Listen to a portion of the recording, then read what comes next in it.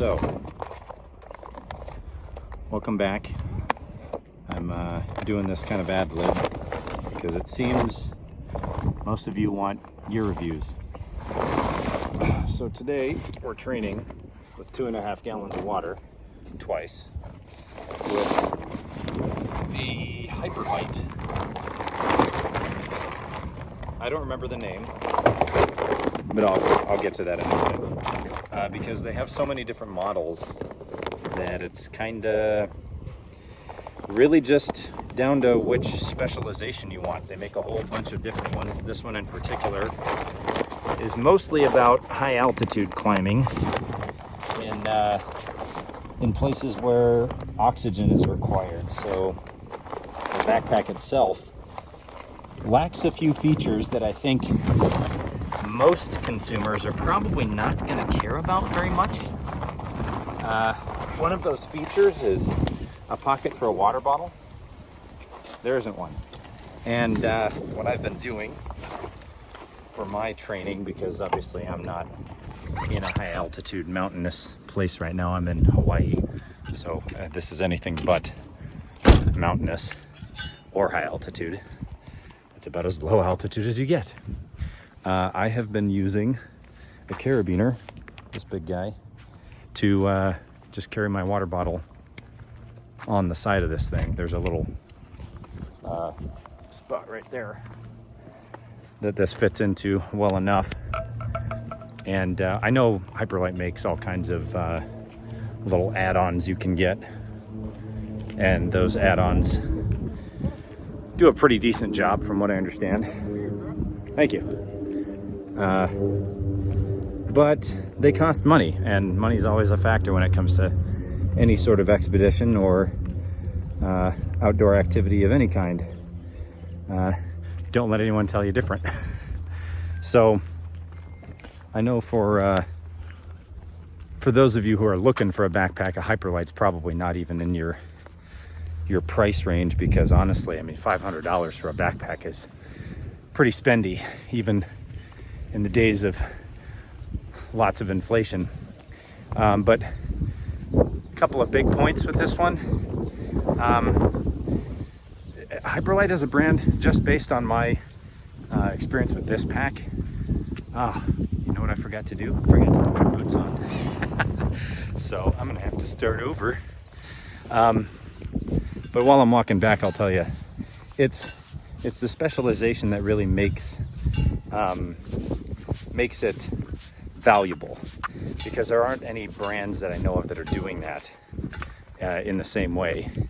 So while it's not a great training pack, its redeeming qualities are definitely that its application is very specialized for those high altitude climbs, because you don't need a place to put a water bottle if you have a down suit on and you have a bunch of pockets. Okay, got my boots on.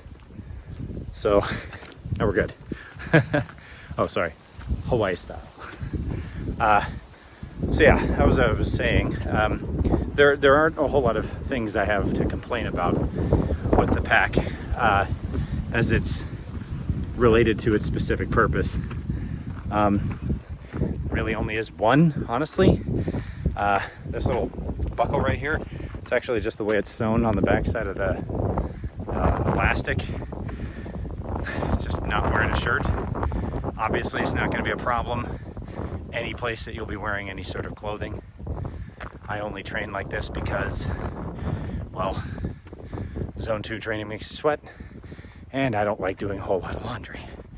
So this is not a complaint that's really consequential. I will say, like, lightness wise, this thing is far and beyond any other pack I've used. I haven't used a ton of them, but I will. Let's see, I'll compare it to the Deuter Air Contact, not the light, by the way. I got the original version. 65 plus 10, I think, is what its size is. This one's a 55, supposedly. I mean, really what it comes down to is there's a whole lot of little, aside from the materials that they make it out of, which in this case is really a thin ripstop that's water resistant, and I don't know if they use PFAS chemicals. That's something I'll have to look up. But it's the simplicity. Like, you can see the attachment point of the straps straight into the top. It's not full of extra structure and stuff like that. So I haven't carried a whole lot more than 30 pounds. I've carried 60 pounds maybe for short durations.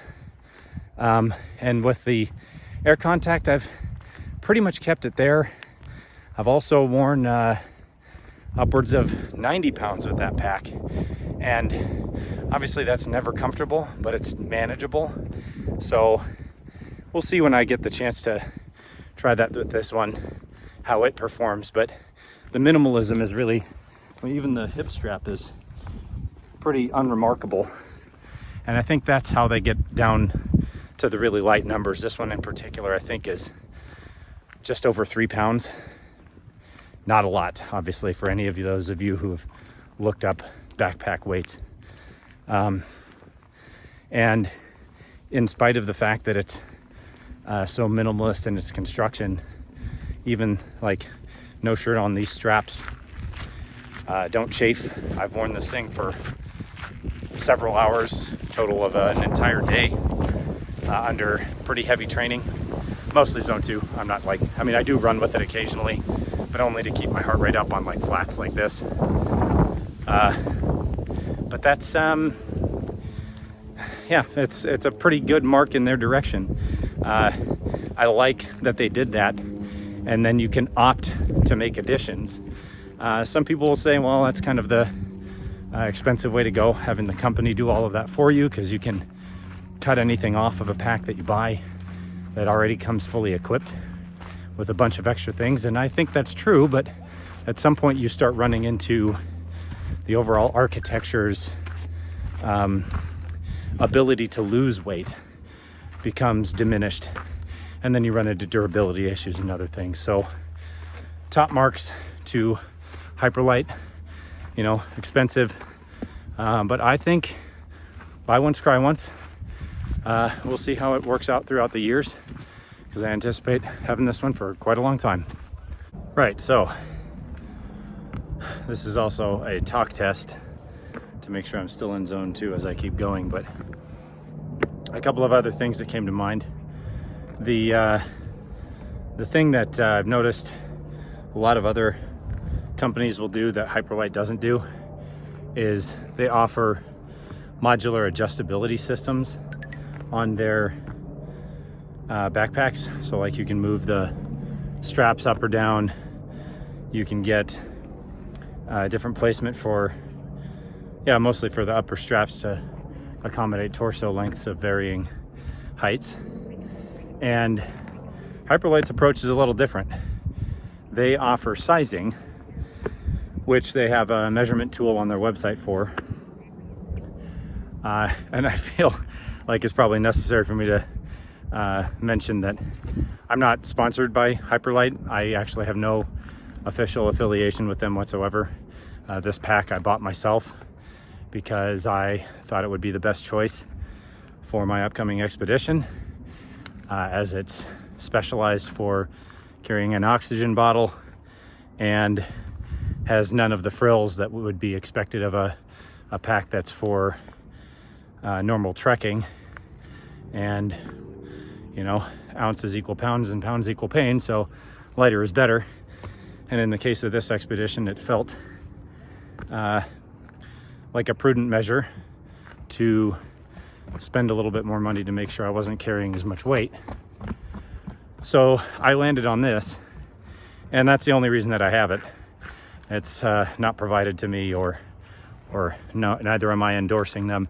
This is a simple, straight up review of my experience. So getting back to it, the sizing mechanism seems to be pretty accurate. I don't recall exactly what size I ordered, but for reference, I'm 5'10", usually around 170 pounds. And I think it was from the, I don't remember what this vertebra is called, but they specifically call it out, the one that's the little bump at the bottom of your neck. all the way down to your iliac crest, I believe it's called, the lower portion of your body down here. And they have great instructions that are very clear for how to measure all of that and get your distance between the two, and then select in a range of 3 sizes. They have a small, medium, large that covers a range of those heights. And then they also offer a custom option, I believe, for people that are taller than their largest height or smaller than their smallest. And this seemed to work out pretty well. Right as soon as I got it and I put it on, there was no adjustment needed. It fit exactly as I would expect a backpack to fit, and has been very comfortable, which is actually, I think, pretty high praise for backpacks that are meant to carry heavy weights, especially considering that there's just about no padding on this whatsoever. I'd like to point out that this tiny amount of foam that's in the straps is not more than I remember my high school backpack having. And yet, I do indeed have 30 pounds in this thing, and it weighs, I think, 35 overall, which granted is a pretty lightweight for packs. But having put 60 pounds in it, it was heavy. And obviously you don't move around it as easy, just like with any other pack. But it worked out just fine, and it's been rather comfortable.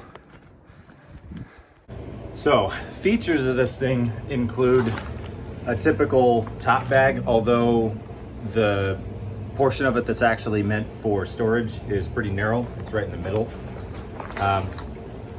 I mean, everything about this is pretty minimalist. It's got a pretty large bag that it opens up to. I didn't do a measurement, but based on the 2.5 gallon water jugs that I carry in this thing, this could easily fit 3 of those, if not 4.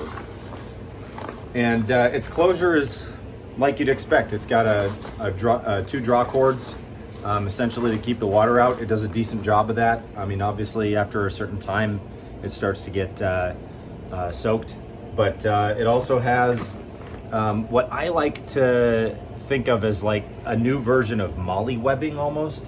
The way that they do this, you can change these around pretty readily, and the straps, that's kind of my big takeaway on a really good approach to making a lightweight backpack that Hyperlight's done here. It's essentially they made it moderate for you to change as you need, but added nothing necessarily frivolous. It's very purpose built. On the interior here of this model, there's a part right there, the braces for the frame. It has a place to put a keeper for an oxygen bottle, and I think that might be my big criticism of Hyperlight, is that they have a bunch of additional things that you have to purchase as extras to put on here. And some of those extras are pretty terrible. I mean, there's really no good place to put a water bottle on this, but like I mentioned, obviously if you're climbing high altitude, you're gonna be carrying that in your pockets or in the pack, because you're gonna need to warm that up before you can drink it anyway. So sea level use, it's not really great. The Deuter I have is a lot better suited to that.